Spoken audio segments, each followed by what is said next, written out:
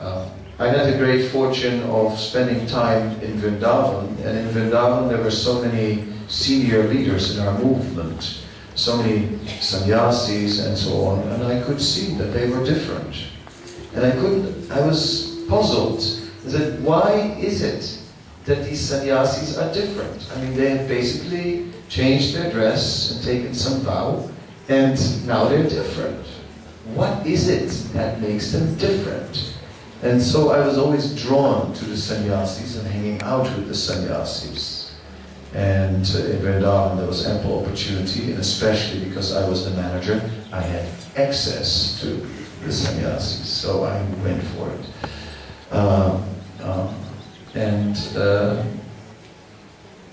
And I kept on being puzzled why they were, what was it that made them, each of them in their own way, different.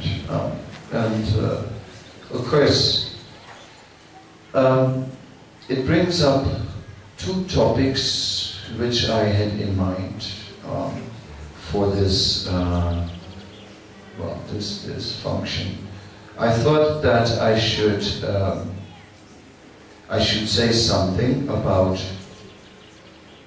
what we are supposed to be as individual, or who we are, and something about what we should do. These two things, because these two things are going hand in hand. Krishna consciousness is not only about what you do, but also who you are, very much so, and the other way around. Who you are will ultimately translate in what you do. And therefore, I wanted to begin with the theme of who you are. Exactly where it will take me, I don't know, because life was hectic, as it has often been, and I'm known for giving lectures without preparation. It's not that I cannot give lectures that are prepared, I just never have time to prepare.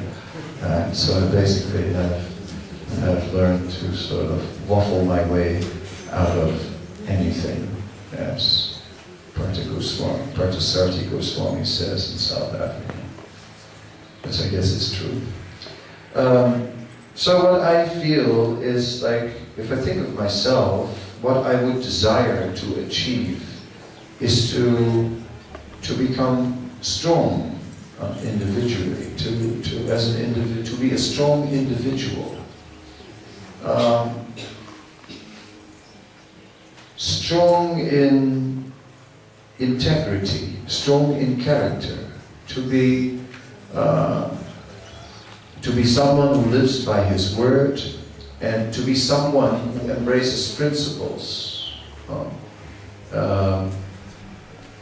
and who lives by these principles, irregardless whether it brings me gain or loss, comfort or distress. That's what I would like to be, and that's what I would like to transmit to all of you. I would like you to be people who live by principles, who live by their word, and irregardless of the situation, who can recognize that the illusory energy is strong and affects the mind and the senses, but who remain an observer of themselves, and who are not just going to become who are not just going to fall prey to their mind and senses, but who will say, no. Therefore, I know that for this, one needs to be strong in knowledge. And knowledge is not a matter of just parroting or pirating. It is a matter of hearing and assimilating and to think about. I sometimes give the example of, You're not this body, you're eternal spirit soul. It is a nice slogan for on a t-shirt.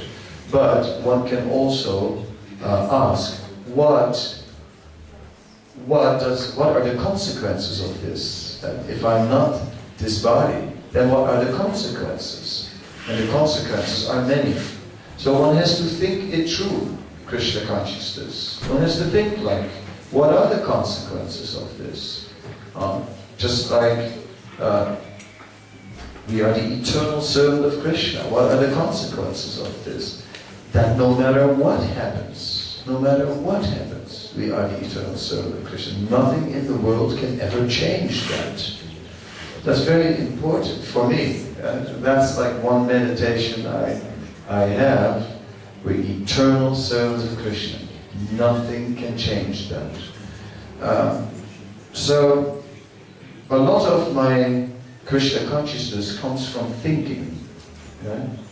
From a lot of thinking about things, not just hearing, not just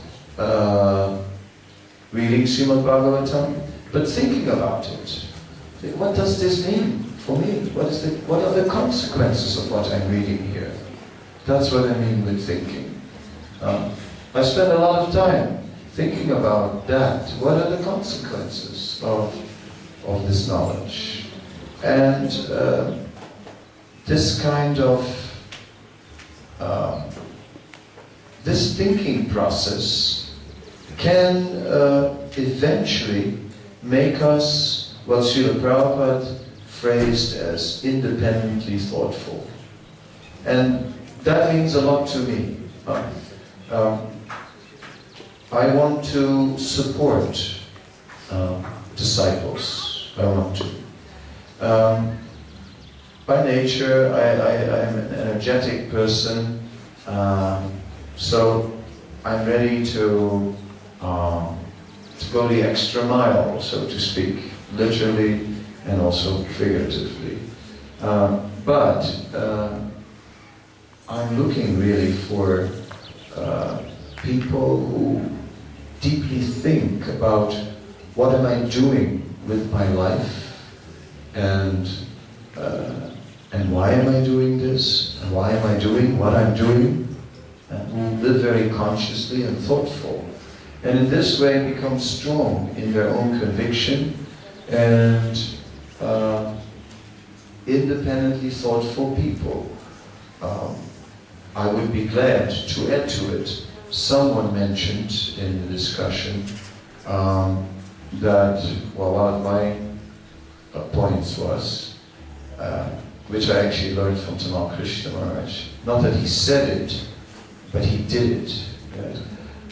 What I learned from Tamal Krishna Maharaj by observing him was that it is the duty of a spiritual master, the principal duty of a spiritual master is to give people a greater vision for themselves than they came up with on their own. Yeah. And I'm trying in my own limited and clumsy way. And so I'm looking for disciples who are